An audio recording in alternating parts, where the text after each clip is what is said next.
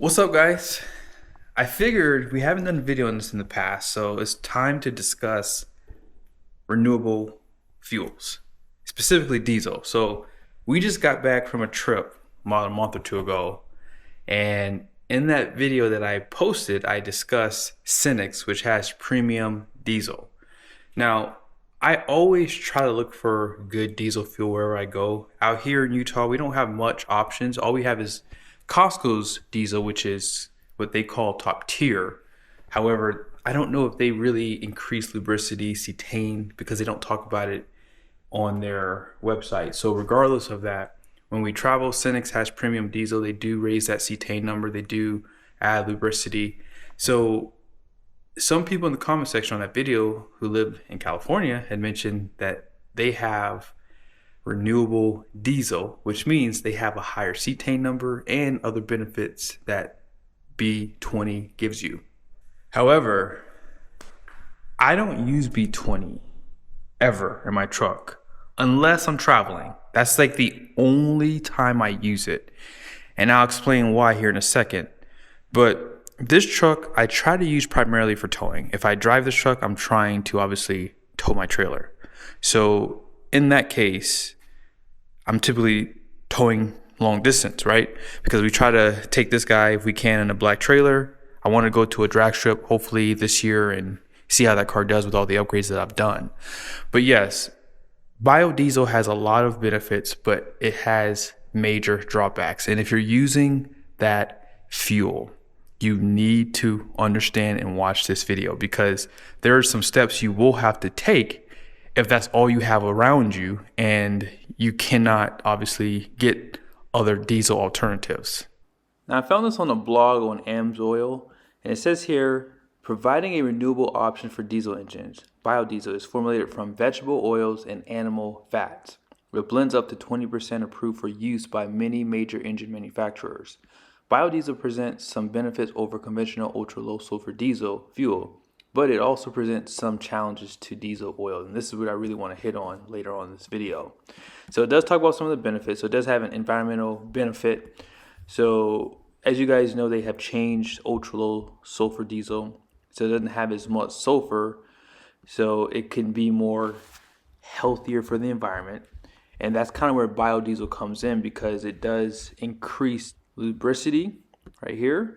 And it also increases the cetane number. Now let's talk about that for a second. So here's a good question. What is cetane actually? And what does it really do? Why is it so important on diesel? Well, if you don't know, cetane refers to like a hydrocarbon. And that cetane number, that rating basically measures a diesel fuel's ignition quality. So in a sense, it should be the most important thing for those who really want to see better emissions, right? You want to see lower emissions, cetane number should be high right out of the gate, not just for B20, but for ULSD too. Now, obviously, some of the benefits to better combustion is not just, lower emissions. Some of the other benefits for it is also, performance. So cold starting performance is very, very important for diesels, right? And that's kind of why they have glow plugs, and that's why I always recommend plugging your truck in as much as possible. So I'm going to be doing a video around that, showing you guys a comparison when you do plug in versus when you don't. I'm telling you guys, it's a huge difference in your fuel economy by just plugging in. Some other benefits you get with a higher cetane number is your engine's going to obviously have a more complete burn because of the higher cetane number, but it's also going to allow the engine to be a little bit more smoother. So less knocking, less wear and tear overall for that too. So again, when it comes down to it, cetane should be at the top of the list when we talk about fuel quality. If you were to go to Europe, they have everywhere premium diesel. Like, it's a big deal to have a premium diesel fuel, simply because it's going to help the engine run better, as you just heard. Now, I do know with biodiesel, they talk about, and I'm talking about some of the comments that I got on that last video. They said, oh, well, here in California, we have like a high cetane number of like 70. And just so you guys know, once that cetane number reaches like that 55 to 60, it's pretty much at the max benefit. Like you're not going to get much more benefit out of a higher cetane number than that. It's not like octane, right? If you go from 93 to 98 to 100 plus, it does make a pretty big difference, right, on how much horsepower you can add to your car, things like that. But with cetane, it doesn't work the same. I mean, you're pretty much going to get the most efficiency out of cetane at 60, maybe down to 55. So that's what I'm looking for overall for my diesel. And that's why we run additives, which I'll show you guys here in a second. Let's keep reading. So let's talk about some of the challenges with B20 or biodiesel. It says here, oxidative stability refers to a fuel's ability to resist degradation when exposed to oxygen, heat, and other environmental elements. While ultra-low sulfur diesel is formulated to resist oxidation over extended periods, biodiesel's chemical structure provides lower oxidative stability. Over time, oxidation produces harmful byproducts such as acids, alcohols, and polymers that can contaminate the diesel oil. Do you guys remember when I did that video around the biggest killer to your diesel engine? A lot of you guys disagreed with me in that video because a lot of you were saying that it's the EGR, it's this emission equipment, and I was like, no, that's not why. Now we'll discuss what the biggest killer is, but did you guys see there?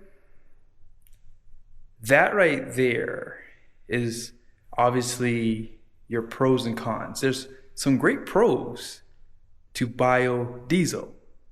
However, there's some really big cons to it too. So yes, it does have a higher cetane number.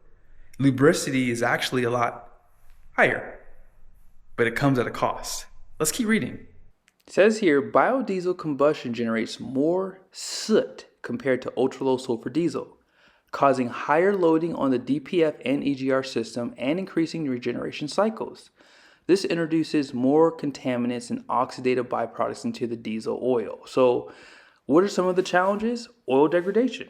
So it's going to reduce the lifespan of the diesel oil. And some of you guys are running your oil at 7,500 miles, at 10,000, 15,000, and you're telling me that I'm an idiot for buying a oil bypass system at $600-700. I'm getting a bigger oil filter, and you're like, you guys are just spending too much money. Just drive your truck, blah, blah, blah. I get it.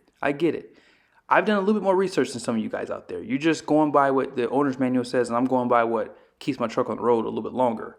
It talks about elevated viscosity. So the soot particles generated from the biodiesel combustion are finer and tend to agglomerate into larger clumps. When mixed with diesel oil, viscosity increases while protection and performance decrease. Over time, the accumulation of soot can form sludge and deposits within the engine, clogging oil filters, impairing oil circulation, and increasing friction and wear. Anyone want to talk about those cam lifter failures in the diesel engine called the Cummins? They talk about corrosion and how it can drop the total base number and leading to corrosion of engine components like bearings and cylinder walls. Interesting. It also talks about deposits. So we see deposits, they kind of form on the tips of the injectors. And obviously that's going to have a very bad lasting effect on performance too. It's all starting to make sense now, huh? When I did that video, I was only doing it to just show you what I found. A lot of people weren't talking about that at the time.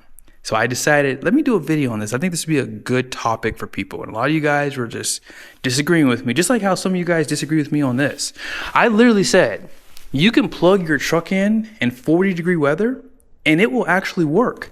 So when you plug this in, watch, it'll make that light flicker because it pulls current. Watch, it'll flicker. Hopefully you saw that, but if you didn't,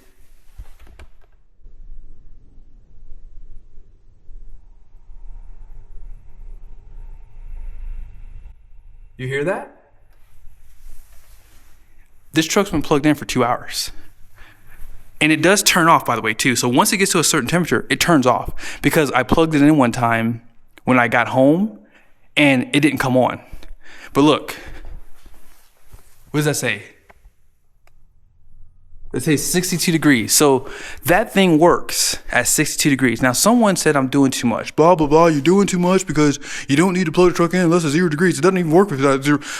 I just proved to you idiots out there who keep trying to call me out, it does work. And yes, you are an idiot. That same guy said this. He says, I can start my truck at 0 degrees without even plugging it in. I don't think that some of you guys truly understand how these engines work. Like, I truly don't think you understand. Why do you do this? In the comment section, before you hear me say it, you can pause and just put it in there. Why do you plug your truck in? The main reason is to give this engine its best chance for combustion. That's how a diesel engine works, is heat. So when you warm that block, right?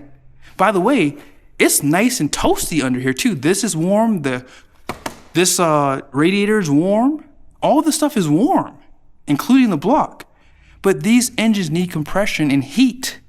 That's why you plug in, not to be a tough guy in the comment section saying that your truck can start in 0. So what? That's stupid. You're diluting your engine oil like an idiot because that fuel can't get hot enough to burn. So it's just dripping into your engine oil. It's stupid.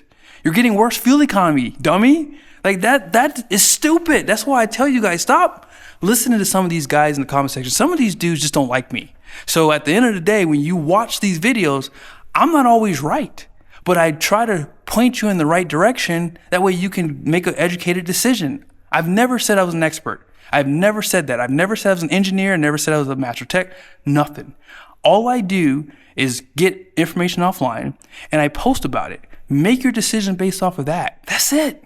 And that's why I've done these videos. And I've pretty much proven to you guys 100% that if you're not plugging your truck in, you're definitely causing a lot of wear on your engine. I know you are. And I want to see, how long can I keep this engine on the road?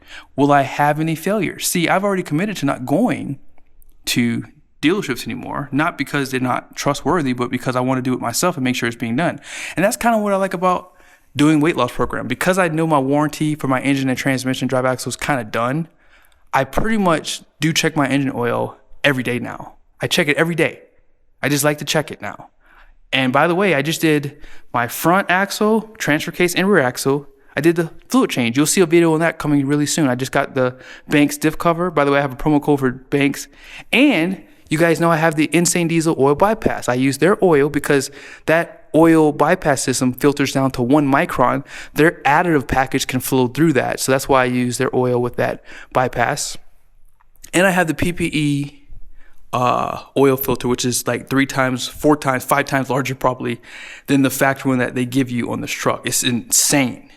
So yes, what I've done to this truck is to give it its best shot. Why I waste my electricity money is because I rather this engine last 100, 200, 500,000 miles, whatever, versus paying $6 more a month on my electric bill. Because like I said, this works at even 50 degrees, but it does have a cutoff. So once it gets to a certain temperature, it turns off.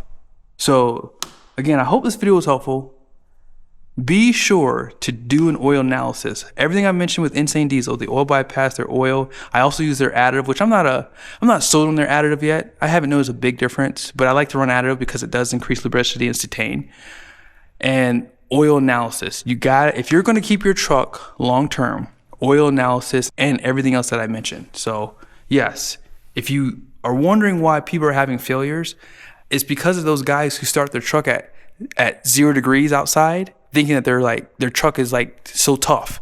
Well, their truck is struggling. That's the problem. And you guys know these engines are very, very sensitive.